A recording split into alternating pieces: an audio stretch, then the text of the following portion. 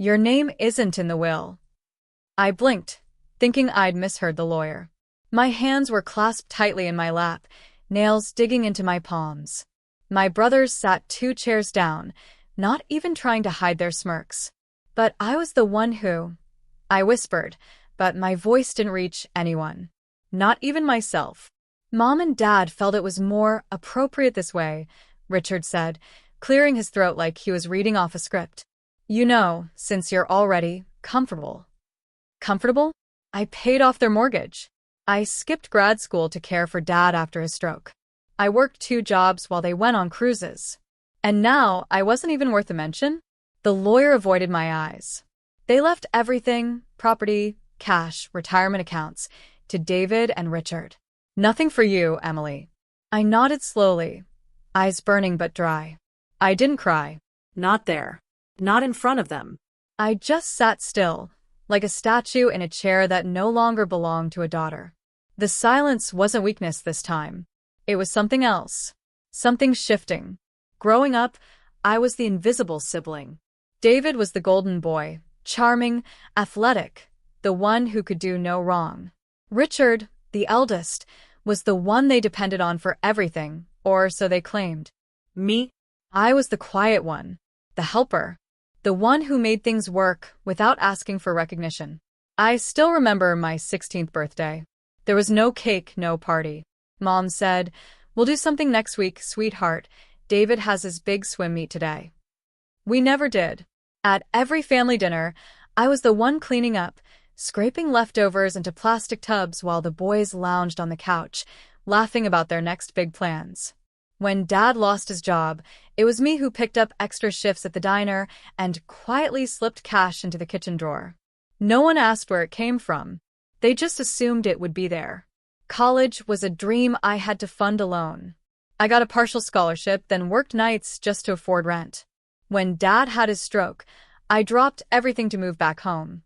I fed him, bathed him, argued with doctors, fought with insurance companies. Richard called once a week. David never did. And still, I believed I was doing the right thing. That if I gave enough, loved enough, they'd finally see me. That one day, they'd say, "Emily, we're grateful. You held us together." But they never did. They took and took. And I gave until I had nothing left to offer but silence. And now, when it was time for fairness, for acknowledgement, they erased me. All those years, I kept telling myself, if I keep showing up, they'll see my heart. But the truth is they saw it. And they counted on it. 3 days after the will reading, Richard called. I stared at the screen. For a moment, I thought he was going to apologize. Maybe even say there had been a mistake. But when I answered, he sounded like he was ordering coffee. "Hey, just checking in. Wanted to see how you were handling things." "Handling things?" I repeated, my voice flat. "Yeah, you know, the will. Listen, Emily, I hope you're not taking this personally. It's just how things landed. Mom and Dad thought it was for the best." "For the best," I said quietly. "Look," he sighed. "You don't have kids. You don't really need the house or the money. David's got 2 girls, and I've got Alex starting college next year. You'll be fine. You always are." That last line felt like a slap wrapped in a compliment. You'll be fine. You always are. It wasn't care, it was dismissal. A way to silence my grief, to erase the injustice. I didn't argue. I didn't beg. I just said, "Okay," and hung up. That night, I sat on the edge of my bed, surrounded by bills, memories, and silence. But this time, the silence didn't ache the way it used to. It felt heavy, but it also felt final. Something inside me clicked. Not bitterness. Not revenge. But a quiet, unfamiliar thought. You don't owe them anything anymore. I didn't announce anything. No dramatic exit. No long texts or emotional voicemails. I simply stepped back. I opened my banking app and canceled the automatic transfers I'd been sending to Mom's old account every month. I deleted the family group chat, archived our conversations, took a long, deep breath. The silence that followed was different this time. It wasn't me waiting for them to notice me. It was me noticing myself. I stopped answering calls from David and Richard. I knew they'd only reach out if they needed something or wanted to feel less guilty. And I didn't have room for either. I stopped checking Facebook to see if I'd missed any updates or photos. I stopped sending birthday cards. I stopped pretending that the bond we had was love when it was always just convenience. I didn't block anyone. I didn't need to. My absence would speak louder than any message. For the first time in years, my weekends were mine. No driving across town to help fix a leaky faucet or babysit kids they barely introduced me to. And for the first time in my life, my silence wasn't a wound, it was a wall. And behind that wall, I started to feel safe. I didn't expect to hear from anyone connected to my family. So when I got a message from my cousin's wife, Hannah, I almost didn't open it. "Hi, Emily. I hope this isn't weird, but I just wanted to say something I probably should have said a long time ago." She went on. "I remember years ago, when Aunt Linda was in the hospital after her surgery. You were the only one who stayed the night with her.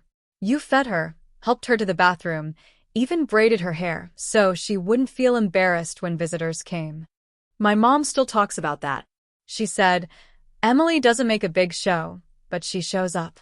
Tears filled my eyes as I read her words. They weren't dramatic or poetic, but they were honest. And they saw me. Then came the part that made me stop breathing. "I don't know if you've heard, but David's been telling people he was the one who handled everything during your dad's illness. But I remember it was you. We all knew it. I just wanted you to know not everyone believed what they said about you. Some of us saw the truth. And we still do." For a moment, I just sat there, phone in hand, unable to move. It was the smallest light, but it pierced through everything. Years of silence, dismissal, being treated like I didn't matter. Someone saw me, really saw me.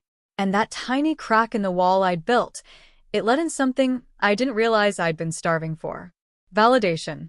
2 weeks after Hannah's message, I got an email from Richard. The subject line read, "Let's talk." Inside, it was filled with all the classic lines. "I think things got a little out of hand. We didn't mean to hurt you, Emily. It's time we moved forward as a family." I didn't reply. A few days later, David called. I let it go to voicemail. His voice was slower than usual, careful. "Hey, I know we haven't talked, but maybe we could get coffee or something. Just catch up. Put the past behind us." Behind us? He stole my inheritance and rewrote the story of my life. And now that someone else was acknowledging me, they were scrambling. Later that week, Richard's wife, who hadn't spoken to me in years, sent a text. "Could you delete that comment Hannah posted? It's causing tension. We're trying to keep things calm." There it was. Not guilt, not remorse, just damage control. They weren't reaching out because they missed me or wanted to make things right. They were trying to patch the image they had carefully crafted, the one where they were the good sons and I was just the estranged sister with a chip on her shoulder. But I saw it clearly now. They weren't upset I was gone. They were upset they no longer controlled the narrative. And I had no interest in giving that power back. A few days after I ignored the text about Hannah's comment, I received a letter in the mail. Not an email, not a text, a handwritten letter. The return address was from a name I didn't immediately recognize. Margaretchen. When I opened it, I had to sit down.